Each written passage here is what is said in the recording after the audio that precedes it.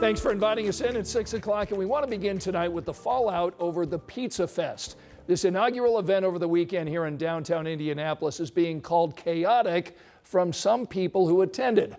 Our Jenny Runovich talked with the frustrated pizza fans and the organizer about what went wrong. The sellout for Indy's inaugural Pizza Fest. Wow, there are a lot of people that like pizza. Now getting rough reviews. People who paid between $25 and $55 a ticket frustrated, saying it was oversold and underdelivered. Very chaotic. Nobody knew where to go or what lines went where. Didn't see any indicators for bathroom, any seating. And I could not locate water. Thank goodness we brought our own water bottles. It was just, kind of everybody for themselves getting in. So you got in line and then you just kind of were in line forever. There was way too many people in that little crowded of a space. 4,038 tickets sold, promising unlimited samples. But social media has been lit up since Saturday, calling the planning poor, the crowd size dangerous on the circle. One of the people we saw pass out, they hit their head on the railing. CJ's family left early after waiting an hour for a slice. So how much pizza did you eat? 0. Actually, we all ended up going to Buffalo Wild Wings across the street, which I felt terrible for them because they were just getting absolutely overwhelmed with the amount of people that were pouring in their doors from the pizza festival. We did not expect it to be that packed in the very beginning. Organizer Tommy Barrett admits they weren't ready for crowds all at once. 3,200 people walked in between 12 and 1:30. So when that happens, there's going to be logistic things that pop up. Obviously, with it being a first-time event, there's a lot to learn. He also says only 21 of the 30 pizza vendors showed up, shrinking people's choices for food. As for water, yeah, I had 3,800 water bottles and I actually left with some. So don't really understand why people didn't think there was water.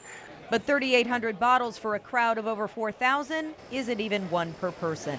CJ got a personal call from the organizer apologizing. Because as mad as people were, I think we all just want it to be better. And Barrett's promising to make it right. If you bought a ticket this year and you really felt like you didn't have a good time, you'll get a discounted ticket next year. Saying the next Pizza Fest will have a bigger space and a better plan. In Indianapolis, Jenny Runovich, 13 News. The festival organizer told Jenny he's listening to all of the feedback, also telling us 15% of the proceeds will go to the United Way. Tonight at 6, a Muncie woman is under arrest, accused of neglecting 21 animals and taking part in a dogfighting ring. Police say they found the dogs and cats in a home last week after animal control received several complaints. Many of the animals were hurt and covered in fleas. Investigators say neighbors reported hearing animals fighting several times a week. Police then learned the suspect had previously been arrested for neglect and had animals removed from her care in the past.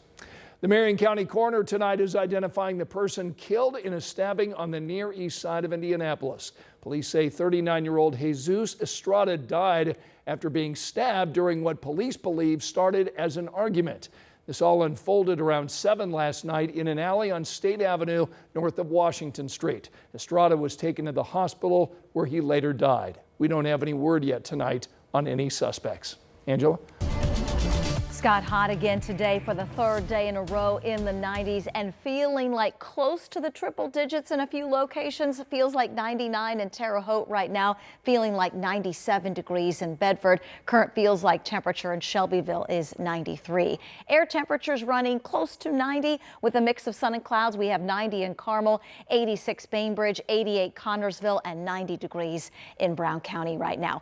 As expected, a couple of storms have popped up with daytime heating, but couple is the key word. I've got one cell, a slow mover moving across the northern sections of Delaware County with some heavy rain. At times there's been a little bit of lightning with this. It is traveling off to the north and east, headed in between Portland and Winchester if it holds together. The evening forecast includes temperatures staying in the 80s or close to it through at least 11 o'clock. And hey, at the State Fair tomorrow, look for Sean, Dustin, and Felicia. They will be broadcasting live at 4 o'clock. All right, Angela, thanks so much. This homeless encampment in the Fountain Square area will soon be moved. City leaders announced they would close it today, but tonight they're saying the closure will start after today. Our Anna Chalker has been at that encampment all day. So, Anna, are people still out there?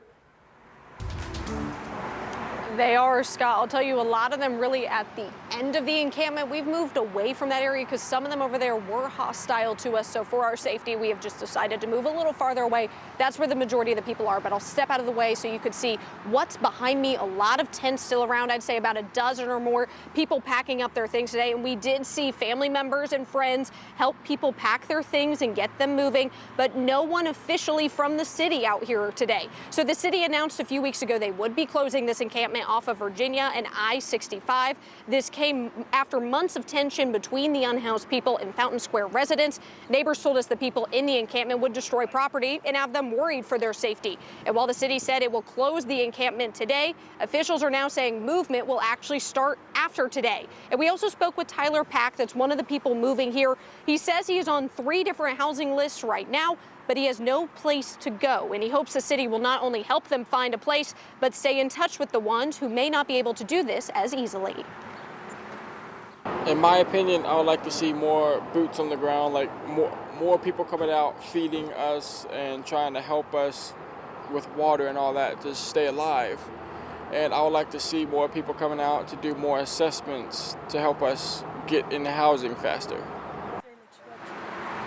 The city says they will be doing that and will work with service providers and other outreach teams to get accommodations to the people still out here. So we may not see this area out here in Fountain Square cleared for a few days, even though the closure was supposed to start today, and we really don't have an idea of where people will go or where the city will be able to move some of these people. But you can read the Office of Public Health and Safety's full statement about this situation right now on our website.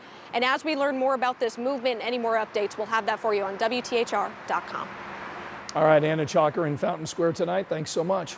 The Indianapolis City County Council is set to meet in less than 1 hour. On the agenda this evening, how our city is going to divide up funding over the next year and a push from council Republicans covering a range of proposed changes. Our Alex Almanza joins us live tonight at 6 ahead of tonight's meeting. Alex? Scott, Mayor Joe Hogsett's new budget weighs in about $1.7 billion. That's billion with a B, and it's the city's largest in history. That's about $56 million more from last year's budget. But the good news is it doesn't come with any new taxes. Of course, this comes amid some changes at the State House involving Senate Bill 1, which means less property tax revenue. But at no surprise, does public safety take the biggest chunk of that budget, about $849 million in total, and that includes the sheriff's office. But meanwhile, council Republicans are pitching their own public safety amendments. First, they want to scrap most residency rules so the city can hire people who live just outside the county.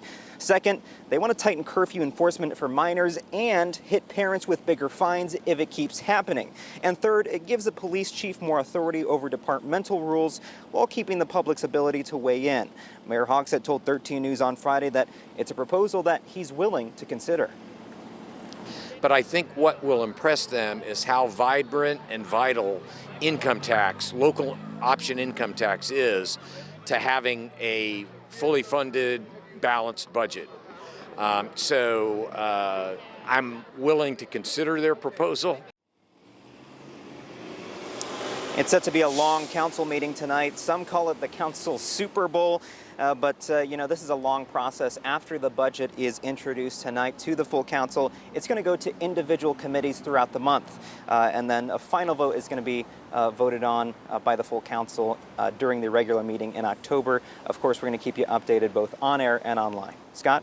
Yeah, we'll see you with a report tonight at 11. Thanks so much, Alex, downtown. Also on tonight's agenda, a final vote on changing our city's curfew for kids ages 15 to 17. This proposal comes after several incidents this summer, including that mass shooting that took place over the 4th of July weekend. So under this proposal, curfew on Friday and Saturday would move 2 hours earlier to 11 p.m. The curfew Sunday through Thursday would be 9 p.m. Kids would not be allowed out in the downtown area before 5 a.m.